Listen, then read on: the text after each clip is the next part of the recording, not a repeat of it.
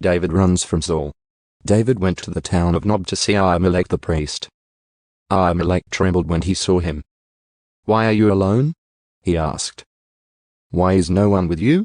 "The king has sent me on a private matter," David said. "He told me not to tell anyone why I am here.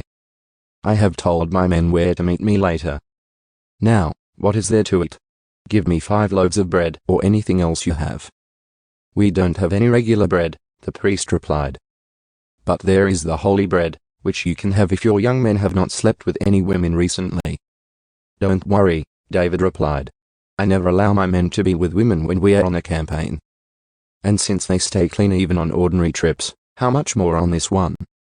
Since there was no other food available, the priest gave him the holy bread, the bread of the presence that was placed before the Lord in the tabernacle. It had just been replaced that day with fresh bread.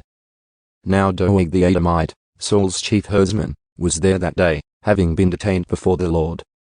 David asked Ahimelech, "Do you have a spear or sword?" "The king's business was so urgent that I didn't even have time to grab a weapon. I only have the sword of Goliath the Philistine, whom you killed in the valley of Elah," the priest replied. "It is wrapped in a cloth behind the ephod. Take that if you want it, for there is nothing else here." "There is nothing like it," David replied. "Give it to me." So David escaped from Saul and went to King Achish of Gath. But the officers of Achish were unhappy about his being there. "Isn't this David, the king of the land?" they asked. "Isn't he the one the people honor with dances, singing? Saul has killed his thousands, and David his 10,000s.